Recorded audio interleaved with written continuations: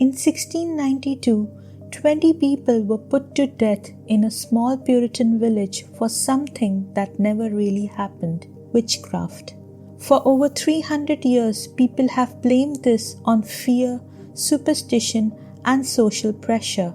But what if the real cause weren't witches? What if it was something in their bread? This is the story of Salem witch trials and the fungus that may have started it all.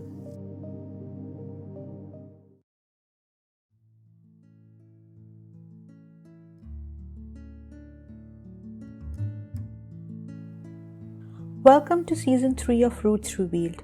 I'm Binish aka Beans, your guide to the fascinating history, culture, and science of plants. Together, we'll uncover how plants have shaped civilizations, ecosystems, and our understanding of the natural world. Let's kick off our next episode.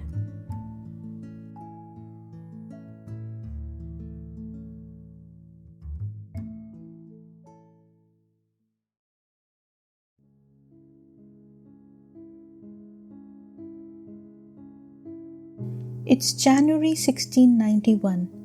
In the small colonial town of Salem Village, something strange is happening inside the home of the local minister Samuel Parris. His daughter, 9-year-old Betty Parris, and his niece, 11-year-old Abigail Williams, start acting in ways nobody can explain. People say the girls are being bitten and pinched by something invisible. Their arms and backs twist in strange directions, twisting so hard it doesn't look like something a person could do on their own. Sometimes they go silent, their mouths clamp shut, their throats seem to close up, their whole bodies shake and jerk. The town doctor takes a look at them. He can't find anything wrong. With no other answer, he offers a diagnosis anyway: witchcraft. That one word changes everything. Fear spreads fast. A week later, in February, the girls start seeing things that aren't there. Soon after, they accuse someone: Tituba, a woman who lived and worked in the Parris house. She had baked a strange witch cake, hoping it would help find whoever was hurting the girls. As soon as people heard about the cake, the girls cried out that Tituba was the one tormenting them. From there, everything snowballs. More people claim to be suffering. More names get named. By the time the Salem witch trials are over, the panic has swallowed the whole village and cost people their lives. For a long time, this was just seen as a story about fear and pressure in a religious community. But in 1976, one researcher suggested something completely different. The girls weren't faking it, and they weren't just scared. They were in fact poisoned.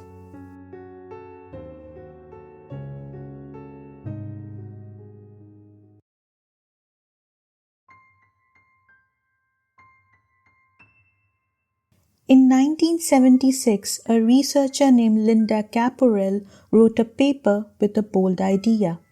She said a fungus called ergot had gotten into the rye grain the villagers ate, and the chemicals in that fungus may have caused real physical symptoms that looked a lot like what the girls were going through.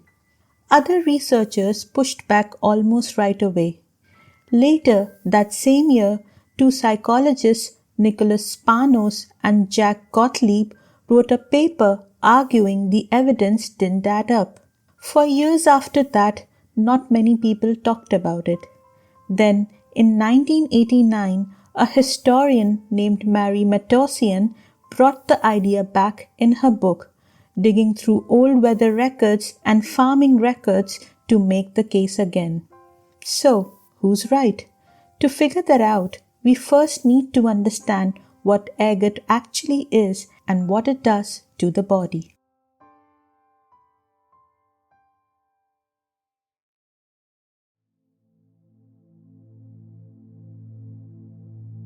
Ergot is a fungus, a living thing with the scientific name Claviceps purpurea. It grows on grasses and grain crops all over the world, and it especially likes rye grain. Here's how it works. The fungus lands on the flowering part of the grain and takes it over. After a while, the infected grain's head starts dripping a sticky substance that looks like honey. Eventually, the fungus hardens into a dark solid lump that sits right there among the healthy grain, almost like a piece of rot mixed with good food. The dark lump is the dangerous part. It's full of natural toxins that are poisonous to people and animals. Even today, governments carefully limit how much of this stuff is allowed in food. It doesn't take much to cause harm. But back in the 1600s in Salem, nobody knew any of this. Nobody had even discovered ergot yet, let alone learn to test the grain for it. If it wasn't the food, people just ate it.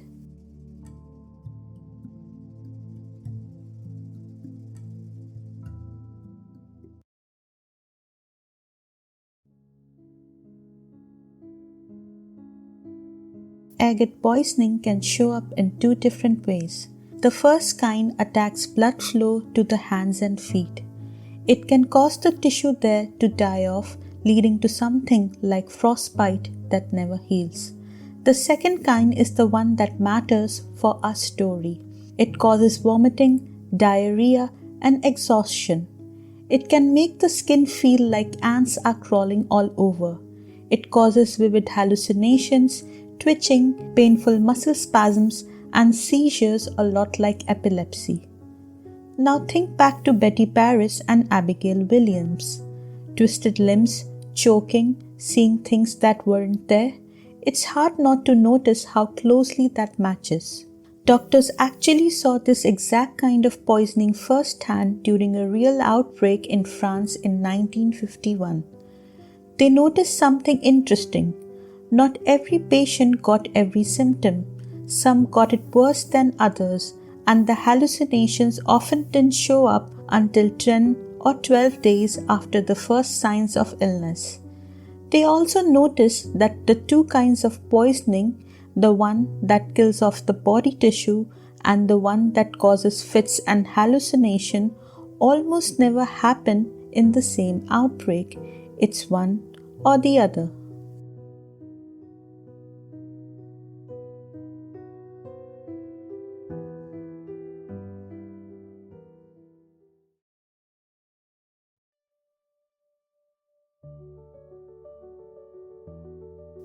So the question is, could ergot poisoning have happened in Salem? For this theory to work, the fungus needs a way to actually get to Salem, and it turns out the weather at that time fits surprisingly well for fungal growth. Ergot grows best after a cold winter followed by a wet summer. A colonist named Samuel Sewall kept a daily diary, and in the late 1690 he wrote about extreme cold, over and over, so much ice on the river it stood out to him. Then, the next summer, he wrote about big thunderstorms and terrible heat.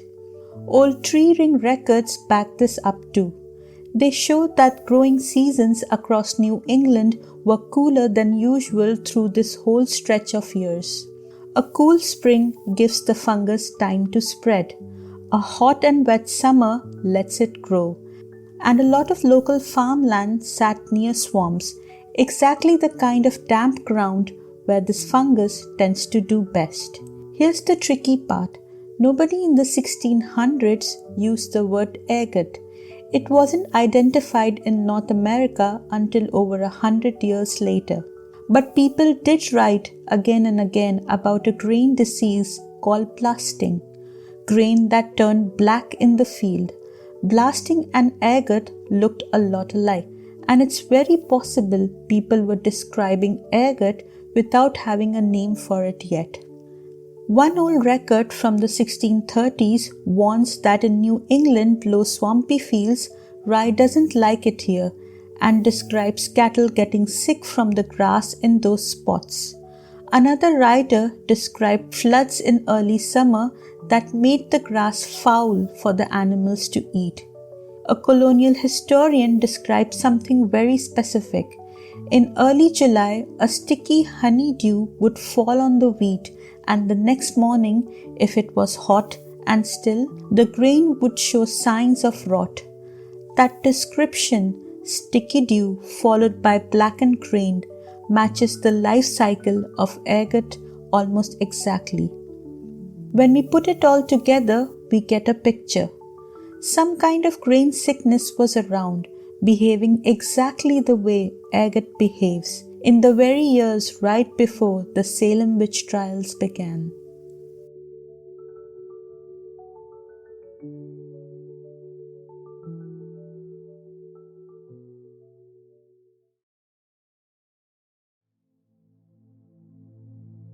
One of the oldest medical accounts of this kind of poisoning notes that people fall ill every year in December and January. Betty and Abigail started showing symptoms in January right on schedule.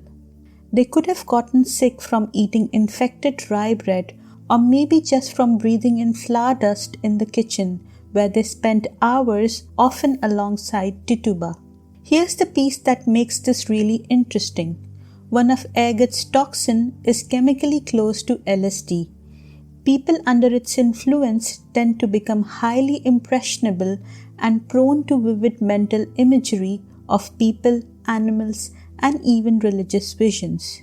If the girls had this in their systems, they could have been primed to believe almost anything, especially coming from a doctor who suggested witchcraft or a minister preaching hellfire sermons about the devil. Put it all together, real physical illness, minds wide open to suggestions, and a trusted adult pointing straight at the supernatural. Suddenly, the accusation spreading like wildfire doesn't seem so strange.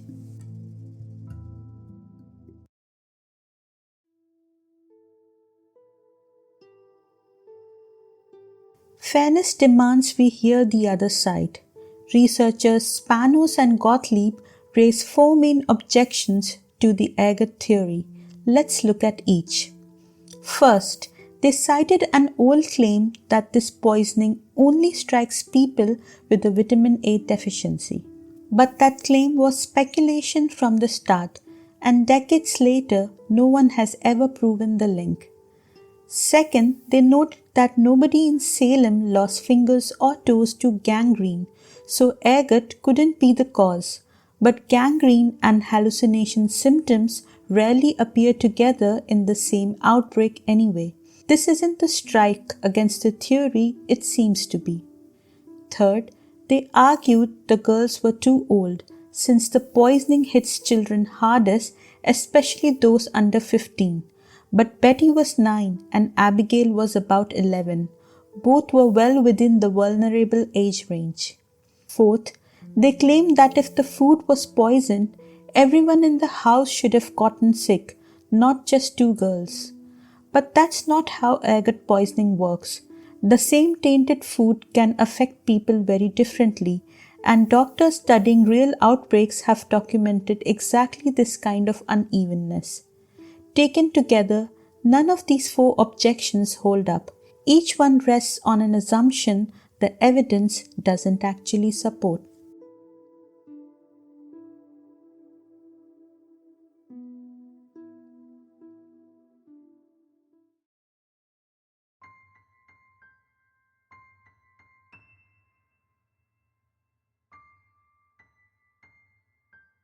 So, what really happened? None of the old accounts prove ergot caused the Salem witch trials. Records from the 1690s are thin, and most of what survives is second-hand, whether diaries, farming complaints, old accounts of sickness. Nobody wrote the word ergot because nobody knew it yet.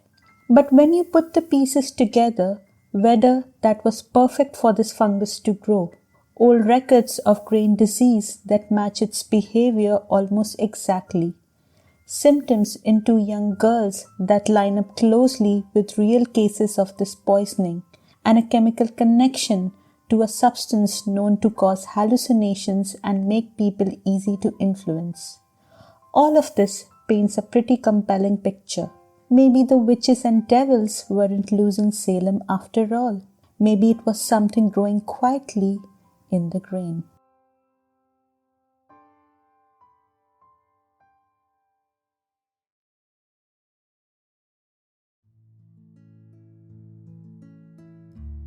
Thank you for tuning into Roots Revealed. Support the show by leaving a review on your favorite podcast platform and sharing episodes with friends and family. If you have any feedback or suggestions, reach out to me at hello@rootsrevealed.org. Remember to keep exploring your roots and celebrating the rich diversity of our shared history. See you next time. Bye.